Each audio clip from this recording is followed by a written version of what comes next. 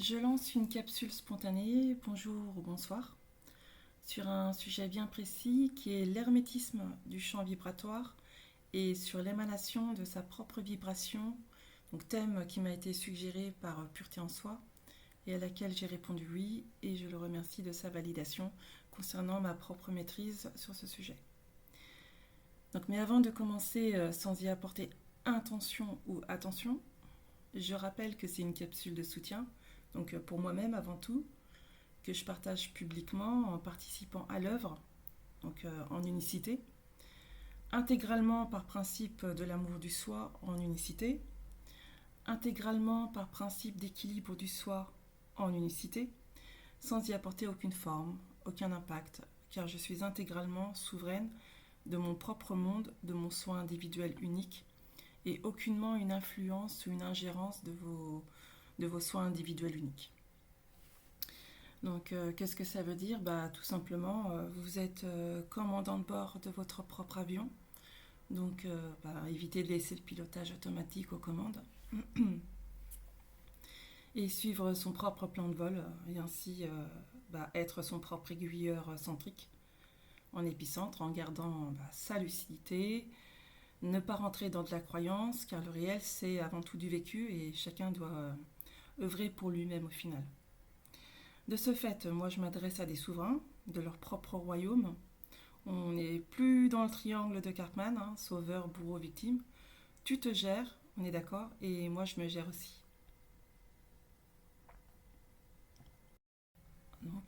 En rentrant dans le vif du sujet, je vais apporter des précisions et des détails supplémentaires concernant ma propre expérience personnelle à moi. L'émanation est un sujet super important dans le chemin du processus, de son retour à soi, très proche de l'impact du soin individuel, même super relié. Dans ma propre exploration intérieure, j'ai intégralement réuni en moi le principe de simplicité. Simple ne veut pas dire facile, hein, juste pour que ça soit plus fluide, ne rien compliquer, ainsi que mon principe d'authenticité, de cohérence et d'équilibre. Je suis partie déjà en observant dans cette matrice extérieure et qu'est-ce qu'elle me renvoie en projection. Donc elle est dualité, astralisée, polarisée, séparée, coupée en deux en fait. J'ai fait le processus inverse, c'est-à-dire en intégrant le principe d'équilibre, en faisant coexister en moi les charges opposées plus et moins, en les transmutant pour les alchimiser en fusion dans mon corps, mon ADN, mes cellules, dans mon centre en épicentre. Dans ce process interne, je vibre plus une polarité dominante, hein, car j'ai intégré et fusionné le principe d'équilibre. De ce fait, quand je m'exprime en sortant les mots, il y reste que la vibration et autorité des mots vibratoires, pas d'émotionnel ou autre dans mon expression qui émane. En interne, en moi, j'ai aussi accouplé ce process en me créant des protocoles sur ça, que j'ai associé aussi à d'autres protocoles, dont le protocole que je vous ai partagé qui concerne ne pas émaner hors de son champ vibratoire. Donc toujours en restant dans l'action, en continuant d'explorer le sujet en moi, dans la simultanéité de tout ce que je suis, en tant qu'être entier de mon soi individuel unique. Donc j'ai viré toutes les lignes de temps falsifiées pour effacer leur autorité, ma soumission dessus, en retirant ma vibration sur ces lignes de temps. Ça va concerner aussi les lignes de temps dans toutes mes trames qui ont été parasitées, avec des pactes visibles et même invisibles aussi. Par la même occasion, récupérer tous mes fragments dispersés dans toutes les dimensions et les ramener dans mon corps. Ça inclut en moi, dans mon corps aussi, de fermer les portails organiques et interférents euh, qui sont en moi et autour de moi aussi, hein, via les chakras. Les chakras, qui pour rappel, c'est la Wi-Fi.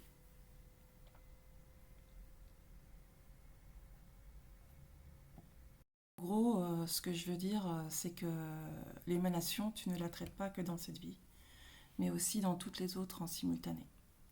Parce que ton émanation qui découle de ta vibration, c'est ton énergie.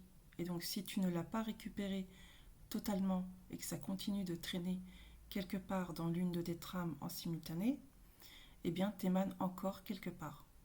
Ça ne concerne pas que cette trame, ne pas émaner. Pour la gestion de l'émanation, il faut d'abord creuser en toi pour tout ramener en toi, dans ton épicentre, ne rien oublier en fait. Puis une fois que tu as assuré le retour de tout ça réuni en toi, bah là tu peux tranquillement faire tous tes protocoles de rétraction pour ne plus émaner hors de ton champ vibratoire au centre de ton épicentre. Si tu émanes hors de ton champ vibratoire, tu diffractes. Et donc tu seras forcément récupéré par le champ astral. Et donc des lignes de temps astrales, c'est pas ta ligne de temps centrique en épicentre. Ça demande un gros taf d'exploration intérieure pour dissoudre aussi tout impact vibratoire qui relie ton énergie et donc nourrit les dépendances, les entités, les égrégores, les programmes. Donc tu récupères tout, tu ramènes tout en toi, dans ton épicentre. Mais ça inclut plein de trucs en fait, y compris si tu émanes des pensées, t'imagines des trucs, tu te projettes, tu émanes en fait, tu te décentres.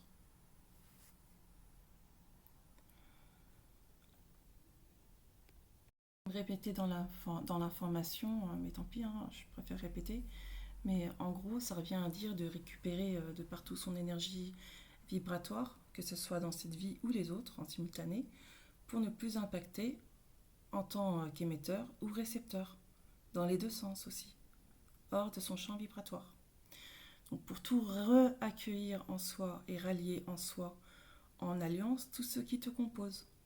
Donc moi, dans toutes mes formes, mes engences, mes corruptions volontaires, ou détournées d'ailleurs, ma pureté détournée aussi, mes diffractions, mon entité maîtresse, mon double corrompu. Donc tout dissoudre pour réintégrer en moi, dans mon soin individuel unique en épicentre. Donc pour ne plus être dans la continuité à servir de vache à lait en nourrissant tous les systèmes et toute hiérarchie qui la composent, et je le redis, l'émanation hors de son champ vibratoire en épicentre, et émetteur et récepteur, dans les deux sens. Je vais prendre des exemples pour que ça parle. À partir de moi, un exemple, des vies qui me concernent. Donc, dans l'une de mes vies, j'ai été une prêtresse égyptienne, vénérée par tout un peuple. Qu'est-ce que ça va générer dans le sens de l'émanation? Dans cette forme, je suis un égrégore. Des gens me prient en continu, là, car tout est dans la simultanéité. Donc, pour le coup, je suis récepteur et je bouffe l'énergie de ceux qui me prient. C'est aussi une ingérence de l'émanation au sens inverse. C'est moi qui spolie de l'énergie qui ne m'appartient pas. Donc des protocoles pour dissoudre, annuler cela et libérer l'énergie qui ne m'appartient pas et qui n'a rien à faire avec moi dans mon champ vibratoire en épicentre. Donc je vais prendre un autre exemple. Donc plus jeune, j'ai participé à un concours avec mon école pour une campagne publicitaire avec la CPAM pour lutter contre le tabagisme. Et donc bim, c'est ma création artistique qui a été retenue. Et elle a été diffusée dans tous les hôpitaux et centres de santé de ma région. Donc à travers ma création, j'ai là aussi laissé mon empreinte vibratoire qui émane à travers ce dessin. De ce fait, ici, on est encore dans une configuration à laquelle j'ai dû mettre en place un protocole pour dissoudre. Autre exemple, dans cette vie, j'ai vécu une histoire d'amour à sens unique. J'ai donné donc de mon énergie, de mon temps, voire même de mon pognon, à un avatar qui se foutait de moi.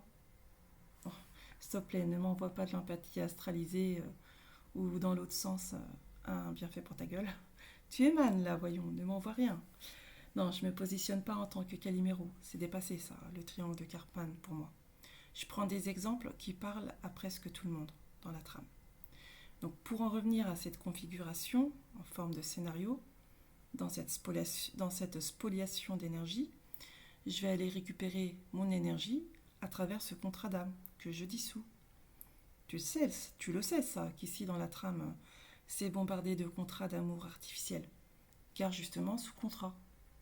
C'est pas le réel love, ce sont des amours astralisés à travers des contrats. Donc si l'autre en face, il n'est pas programmé pour t'aimer, il ne t'aimera pas. Par contre, il peut être programmé pour t'utiliser et donc te spolier ton énergie. Donc tu dissous le contrat et tu récupères tout cet amour d'énergie pour la rediriger vers toi. Ça t'appartient. Parce qu'attention avec ce qui se dit avec les spiritueux, hein. Amour inconditionnel et tout le tralala, hein. C'est de l'arnaque, hein, mais bon. Je te laisse le vérifier et aller le vivre en toi. Petit exemple, mais là ça ne me concerne pas, hein, c'est juste pour illustrer toujours, hein. Donc, admettons, bon, le fait d'être fan d'une star ou autre, bah, tu émanes aussi à travers le magnétisme de son image. Tu lui donnes ton énergie, car l'émanation, c'est la diffraction de ton énergie, récupérée pour du louche.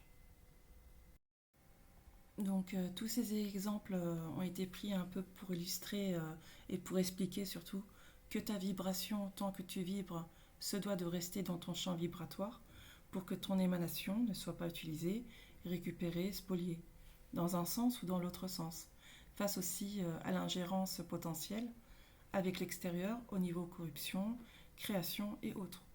Parce que le système, il fonctionne comme ça. Il se nourrit de ça. Ça permet de les maintenir là où ils se trouvent à travers toi.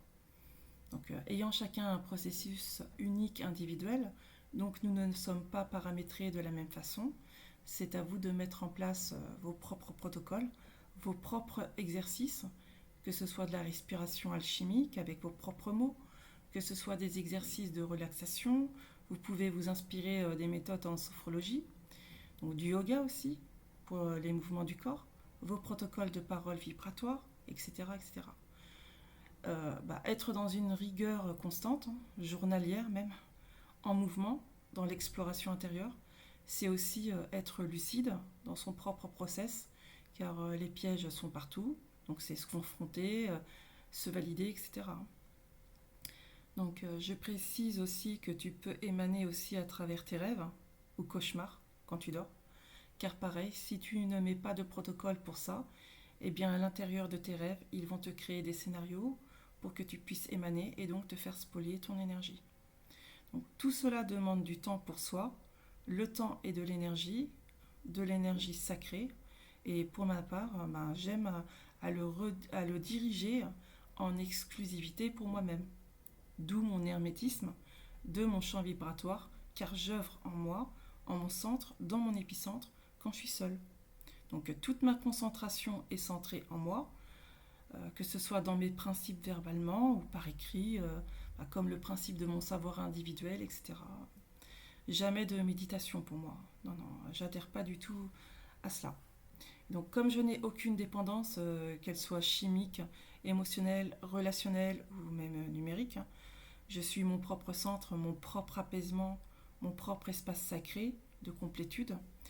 J'aime passer mon temps dans une forme de dynamisme pour mon process individuel unique, pour avancer sur mon chemin et aller jusqu'au bout, jusqu'à mon dernier souffle, car comme c'est en simultané, bien à tout moment ça peut basculer d'un côté ou de l'autre, donc je suis très constante et attentive avec mon process.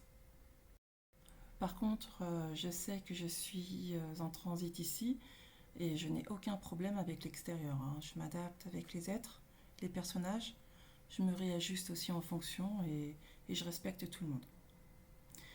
Donc, en conclusion, j'avais de base préparé cette capsule hier et donc hier jeudi, j'ai remodifié, j'ai supprimé ma dernière partie parce que j'y avais introduit une information supplémentaire à laquelle j'hésitais de vous la partager, qui est aussi en lien avec ce thème, mais à travers le corps. Car le corps, dans le process, il suit le mouvement lui aussi, il mute, mais comme je ne maîtrise pas super bien cette information supplémentaire, car je suis moi-même encore en train de l'explorer en moi, et c'est en période de gestation encore en moi, j'ai décidé de ne pas l'inclure dans cette capsule, en tout cas pas pour le moment. Comme je vous l'ai dit, c'est en lien avec le corps. Il n'est pas du tout séparé du process. Cela concerne les ondes scalaires et électromagnétiques. La cohérence du sang est en lien donc avec l'émanation du corps et sa régénérescence. Donc pour l'instant, je suis encore mon propre cobaye, on va dire. Donc pour le moment, je n'en parle pas, mais si ça t'intéresse, tu peux aussi l'explorer en toi, hein. Rien ne te l'empêche. Juste pour finir, c'est que, en fait, 2 ou 3 jours avant que Pureté en Soi me trouve sur YouTube, eh bien, j'avais écrit un article sur le sujet, en post sur YouTube, et qui parlait justement de la mitochondrie. Et qu'au final, j'avais supprimé. Et donc, vous ne l'avez pas lu. Et j'allais aussi supprimer le sujet qui parle des ondes, en lien. Donc aussi, le jour où Pureté en Soi m'a retrouvé. Et du coup, j'ai finalement laissé ce post, car ils me l'ont validé, les gars, en commentaire. Mais par contre, là où j'ai été surprise, c'est que la nouvelle chaîne de soutien qui est Voix du Soi, sa première expression, c'était sur le sujet de la mitochondrie. Ça m'avait fait un truc bizarre parce que c'est pas un mot que tu entends tout le temps, quoi. Alors déjà, Pureté en Soi, il avait plus de chances de gagner à l'euro-million que de me trouver ma chaîne fantôme. Parce que ma chaîne, c'est pas une chaîne magnétisable. En fait, c'est brut, c'est pas artificiel. Et donc, je le sais hein, que je ferai pas beaucoup de vues et pas beaucoup d'abonnés. Tout cela, je le sais. Et c'est pas du tout mon but hein, non plus. Et je l'avais observé aussi lors de mon intervention, mais sur une autre chaîne, que la capsule en partage là-bas, donc sur la chaîne que j'avais fait avec les dames, eh bien, ce n'est pas ma capsule à moi qui a fait le plus de vues, non plus. Pas du tout même. Et pourtant, il y a 1 heure d'information là-bas, hein, du réel en engrammes. Hein. Bon, je ne la partagerai pas sur ma chaîne car même si je suis floutée sur la capsule, il y a quand même mon prénom qui a été cité. Et mon prénom, c'est pas un prénom. Et donc voilà, il y en a très peu dans la planète qui s'appellent comme moi. Donc pour la petite histoire, on est 2 à avoir lancé la mode pendant la même période. Car l'autre fille, elle, était, euh, elle était née 2 jours avant moi, le 7 octobre.